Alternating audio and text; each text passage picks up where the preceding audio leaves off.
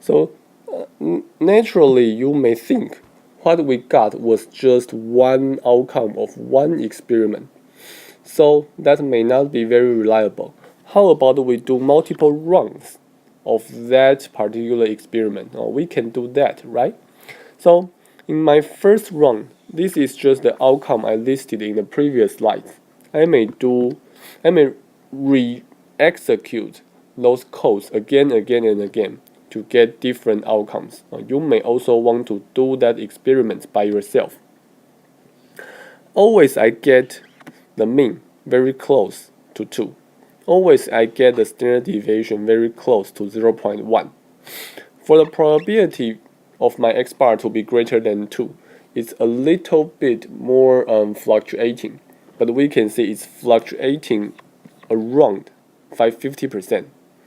And finally, for my punishment rate, okay, it's also fluctuating around 5%. So it seems that this particular conjecture is really true. So is it really true? The answer is yes. If the population is normal, okay, my production process was normal, right? Its mean is 2, and its standard deviation is 0.2. If the population is normal, then the sample mean, this random variable, will also follow a normal distribution. So suppose I have a size n random sample, then the sample mean would follow a normal distribution. That's very important.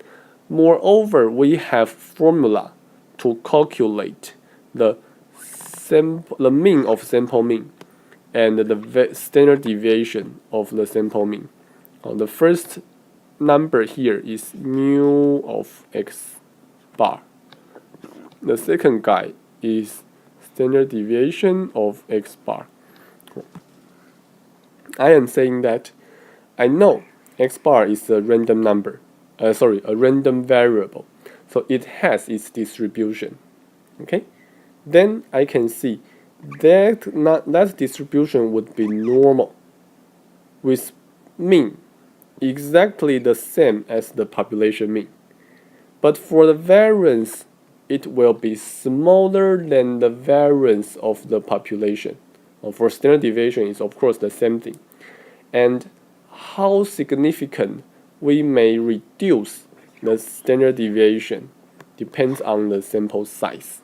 Okay, when we have, for example, 4 as my sample size, then my standard deviation would decrease to 1/2, something like that. Okay, so then we know in expectation, when we draw a random sample, what will be somewhat we may predict the outcome.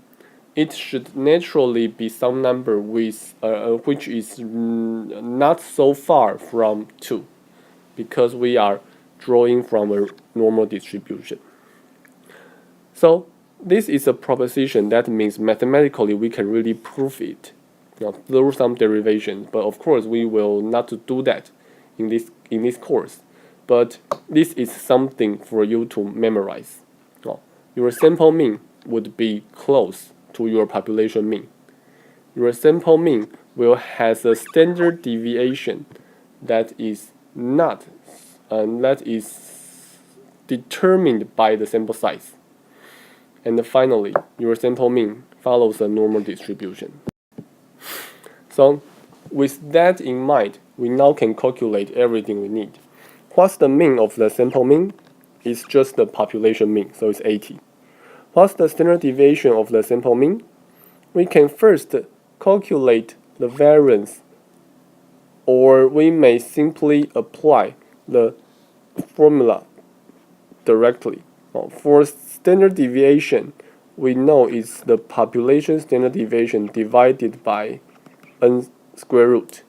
So for variance, it's the same thing. Now you may first calculate the variance and then calculate the standard deviation, or you simply plug in numbers. For population, it's 0.2, and for n is 4. So that's why it becomes 0.1. What is the distribution of the sample mean? we know it's normal distribution with these two parameters. And then the probability for the sample mean to be above 2 is, of course, 0.5. That's something we expect to happen. Then, what's the probability for me to be punished? Can be calculated with the p-norm functions, right? Here, I should put 0.1 instead of 0.2 into my p-norm function, because 0.1 is the standard deviation of my sample mean. I am talking about the probability for my sample mean to be outside the range. So I should use the sample mean, the standard deviation of my sample mean. Okay? So, summary. Because the population is normal with 2 and 0.2 as the mean and standard deviation, and because we know n is 4, we can always apply the formula in the previous slides to get the sampling distribution of my sample mean. And then, for example, it tells us what's the probability for me to get punished. It's around 5%. Okay? So let me do some clarification to make sure that you know the idea. We were talking about the sample mean, okay? And also we have the mean of the sample mean. At least at the beginning it may look weird, but you know what's that? The sample mean is a random variable. You have spent 2 weeks to study random variables, to study probabilities. That's not useless, because now you should have a concrete idea about what is a random variable. Rolling a dice, the outcome is a random variable. Flipping coins, the outcome is a random variable. Taking a random sample, the outcome is also a random variable. Before you do the sampling, you don't know what's your sample mean. So sample mean is random. And then you have the mean, the expected value of your sample mean. Your sample variance is also a random variable, right? Before you get a sample, you don't know what's the sample variance. And this is completely different from the variance of the sample mean. Your sample variance can be calculated with this formula. This is a statistic. And that's why it's somewhat random. And then for the variance of the sample mean, okay, sample mean is here. Its variance is just a constant. It's something that we may calculate based on the formula we just introduced to you. Okay, the formula sigma squared divided by n. So please differentiate these terms carefully. And when you want to say one term, please do not use the other term, because they are just completely different. Okay. So lastly, the sample variance is also a random variable, right? So the sample variance also has its mean and variance and its distribution. This will be useful later, because sometimes we want to test how my bags of candies, how their weights fluctuate. I want to know how I control my production process. I need to estimate the population variance. If I want to do that, I rely on sample variance. We will tell you how to do that in the next lecture.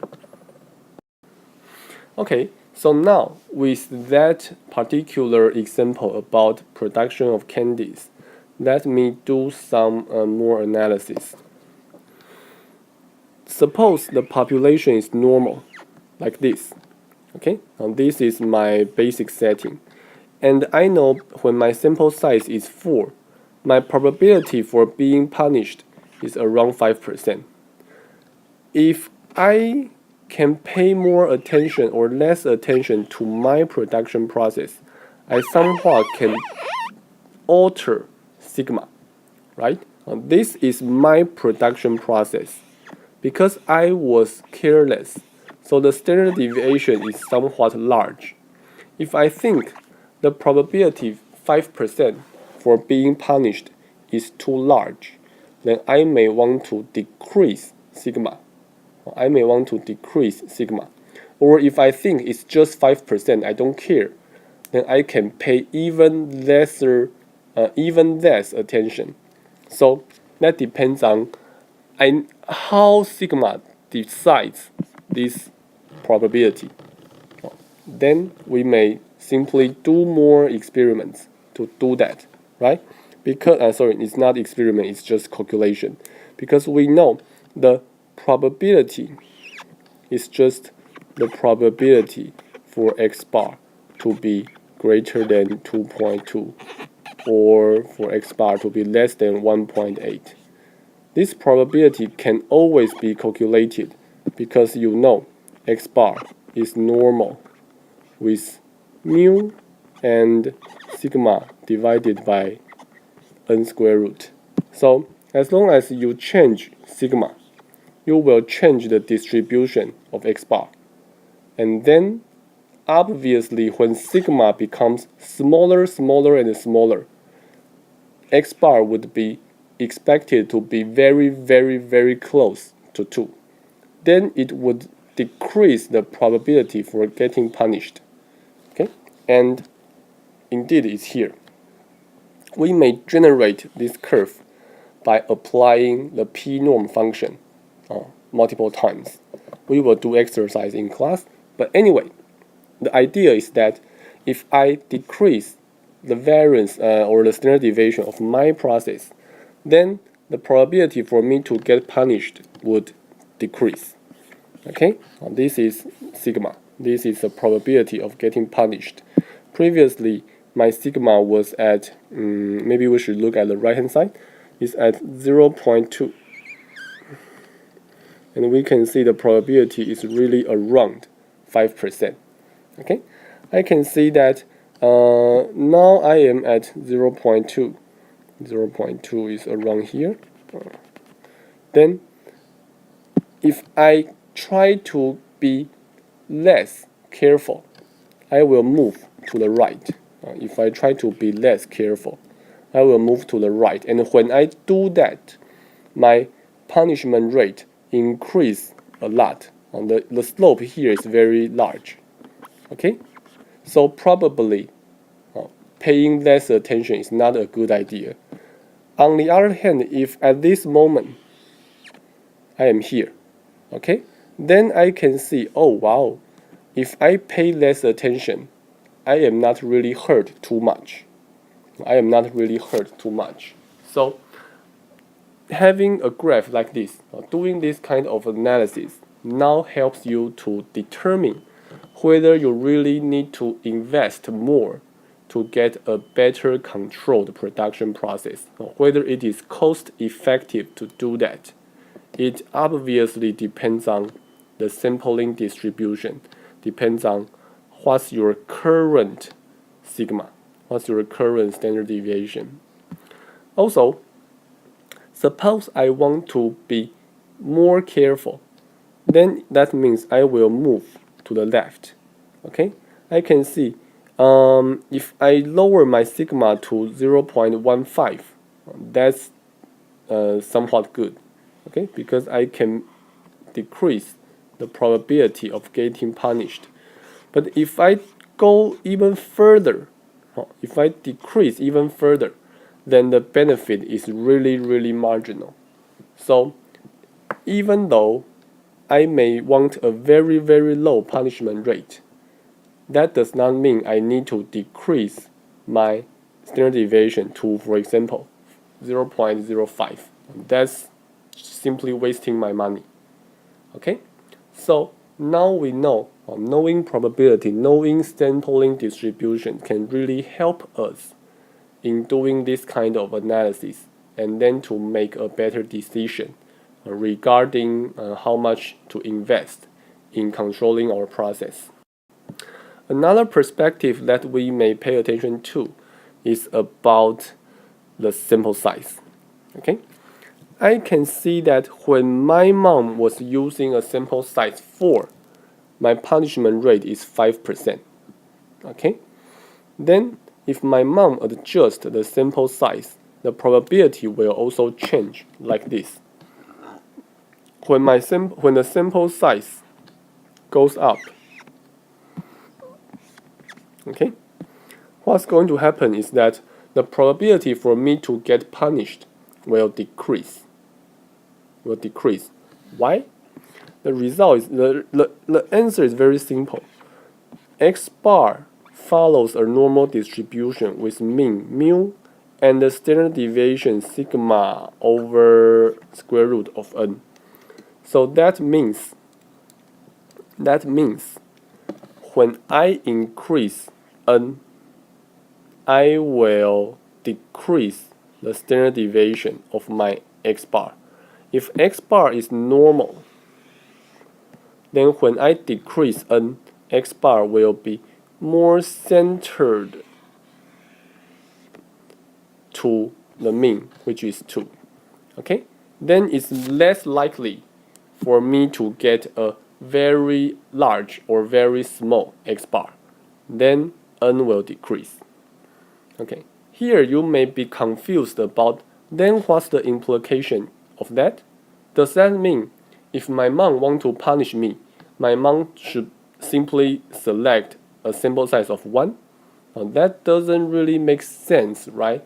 Because what my mom really care about should be, for example, estimating 0.2 or provide some incentives for me to decrease the standard deviation. The real thing that my mom wants to do is not to punish me, right? What my mom should do is to estimate this standard deviation and so on and so on. So here, do not try to really find implications about this outcome. This is just a mathematical property. With that property, in the next week, I will tell you how to estimate the, for example, population variance or population mean. And that will be something that is really useful. And that will be the topic in the next lecture. Okay, so I guess I talked too much, and we still have one section to go about sampling from a non-normal population. But I guess I will leave that to the lecture time. Okay, so we only have 4 videos for the next Monday. Please go over it. Actually, if you hear I am talking about that, you have went through it. That's good. Anyway, that's the end of today's lecture. Thank you.